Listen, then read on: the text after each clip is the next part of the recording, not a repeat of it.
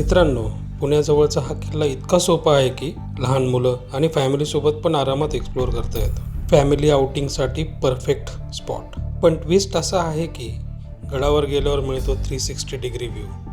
इथे तुम्हाला दिसेल छत्रपती संभाजी महाराजांचा दरारा, शिवलिंगाची शांत शक्ती आणि डोंगर कापून बनवलेला एक भन्नाट ट्रेन टनल व्ह्यू. हा आहे ढवळगड. चला तर मग एक कंप्लीट जर्नी करूया हिस्ट्री, मिस्ट्री आणि एक्सपिरियन्स सोबत. इथे पोचायचं कसं ते सांगतो. पुणे सासवड रोडवरील मंतरवाडी चौक फुरसुंगीपासून पुढे दिवेघाट मार्गे सासवड, मग वाघापूर, त्यानंतर आंबळेगाव आणि या गावालगतच ढवळगड किल्ला आहे. पुण्यापासून फक्त 40 किलोमीटर. आम्ही फॅमिलीसोबत रविवारी संध्याकाळी 5:30ला निघालो, कारण उन्हाळ्यात दुपारी तापमान 40 डिग्री अंशापर्यंत जातं. हा स्पॉट आम्हाला आमच्या एका मित्राने रिकमेंड केला होता आणि खरंच खूपच अंडररेटेड आहे. आणि असं मी का म्हणतोय ते तुम्हाला पुढे कळेल. व्हिडिओ पूर्ण बघा. संध्याकाळी 6:30च्या दरम्यान आम्ही आंबळे गावात पोहोचलो. संपूर्ण रस्ता म्हणजे नेचरची पेंटिंगच. शेती, डोंगर आणि मनमोहक सनसेट. तेव्हा सूर्य एकदम गोल्डन दिसत होता.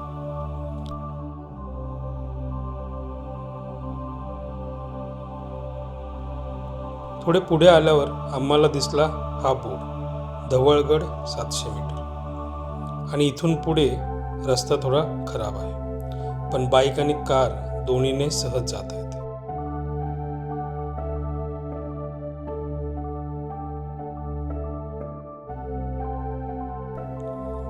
गडाच्या पायथ्याला गाडी पार्क करता येते. पार्किंग नंतर फक्त 100 मीटर स्टीप चढाई, पण नंतर चांगल्या पायऱ्यांची वाट. मला वाटते ही वाट रिसेंटलीच बनवली असेल. हा ट्रेक खूप सोपा आहे, जास्तीत जास्त 15 मिनिटे. बिगिनर आणि फॅमिलीसाठी परफेक्ट.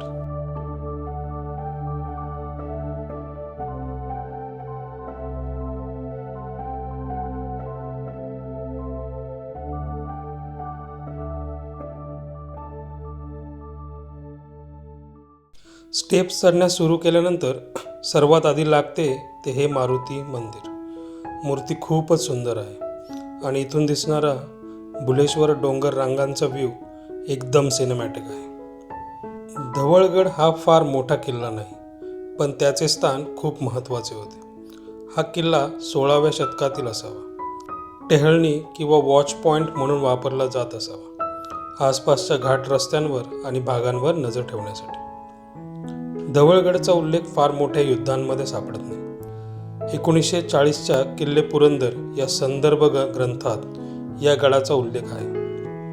त्यांनी बुलेश्वर डोंगर रांगेत असल्याचे नमूद केले होते, पण तरीही अनेक दशके हा गड इतिहासाच्या पानात हरवला होता. स्थानिकांना फक्त ढवळेश्वर मंदिर म्हणून माहीत होतं. आणि मग 2018मध्ये गिर्यारोहक ओमकार ओक आणि इतिहासकार डॉक्टर सचिन जोशी यांनी या विस्मृतीत गेलेल्या गडाचा पुन्हा शोध घेतला. त्यांनी तटबंदीचे अवशेष, मंदिर, पाण्याची टाकी सगळं मोजलं, नोंदवलं आणि या छोट्या गडाला पुन्हा इतिहासात स्थान दिले. छोटा गड, पण मराठा संरक्षण व्यवस्थेचा मोठा पण मजबूत भाग. इथे उभे राहिल्यावर समजतं स्वराज्य छोट्या छोट्या पावलांनी उभे राहिलं होतं. पुढे वाटेत हे गणेश मंदिर लागते. ही मूर्ती खूप शांत आणि पॉझिटिव्ह वाईब देणारी आहे. असं वाटतं की किल्ल्यावर येणाऱ्या प्रत्येक प्रवासाची सुरुवात इथूनच ब्लेसिंग्स घेऊन होते.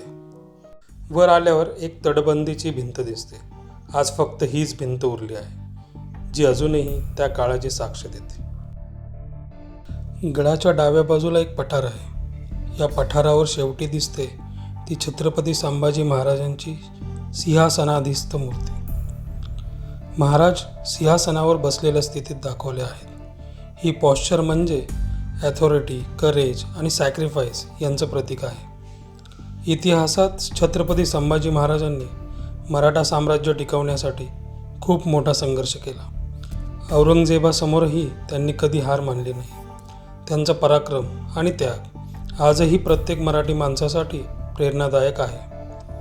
ही मूर्ती कदाचित अलीकडेच उभारली गेली असावी, पण इथे उभे राहिल्यावर जो फील येतो तो शब्दात सांगता येत नाही। गडावरून आपल्याला या परिसराचा खरा 360 डिग्री व्ह्यू मिळतो।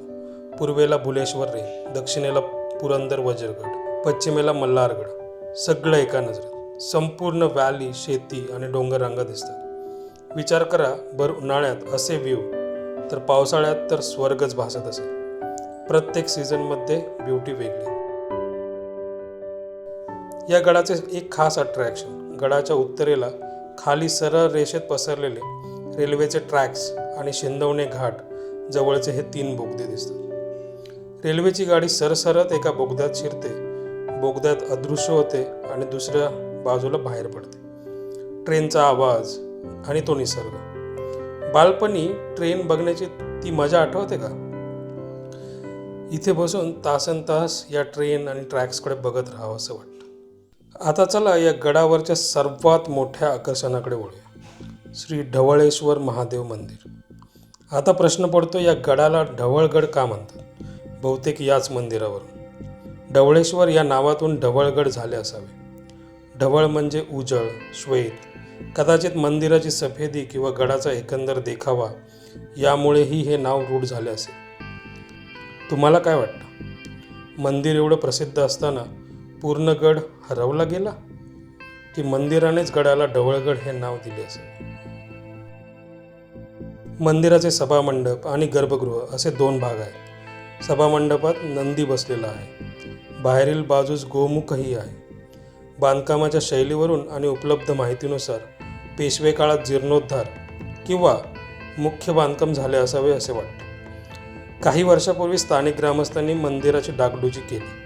मंदिरासमोर पाण्याचे टाके आहेत, ज्यातील पाणी मंदिरासाठी आणि पिण्यासाठी वापरले जाते। शिवलिंग अप्रतिम, कोरीव आणि सुंदर आहे, जे खूप शांत आणि पॉवरफुल एनर्जी देते। शिवलिंग म्हणजे सृष्टीचा मूळ स्रोत, क्रिएशन आणि डिस्ट्रक्शन दोन्हीचे प्रतीक।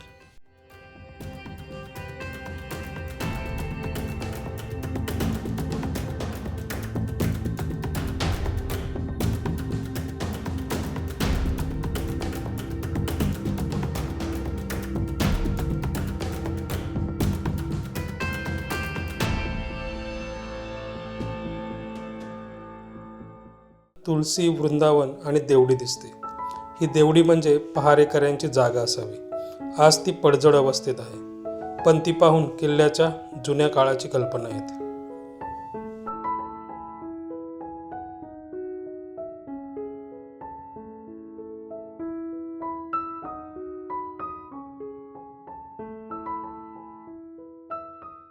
काही टिप्स।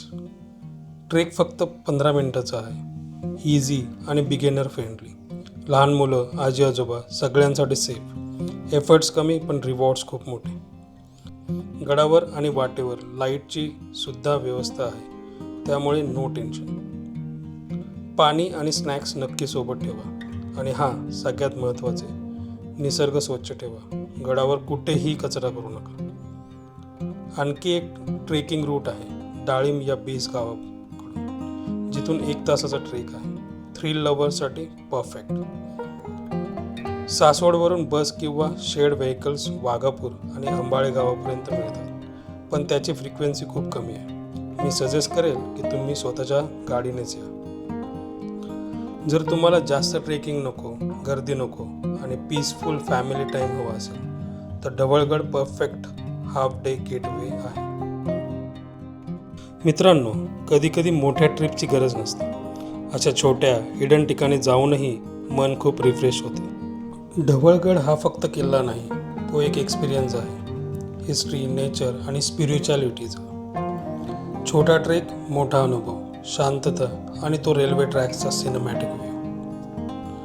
तुम्ही कधी गेलात का? खालचा ट्रेन आणि 3 बोगद्यांचा व्ह्यू कसा वाटला? कमेंटमध्ये नक्की सांगा। जर तुम्हाला क्राऊडपासून दूर जाऊन काहीतरी युनिक एक्सपिरियन्स घ्यायचा असेल, तर हा स्पॉट जरूर एक्सप्लोअर करा। व्हिडिओ आवडला असेल तर लाईक करा, शेअर करा आणि बियॉन्ड नोन चॅनलला सबस्क्राईब करा। अशा पुणेजवळच्या हिडन जेम्स एकत्र शोधूया। जय भवानी, जय शिवाजी। धन्यवाद।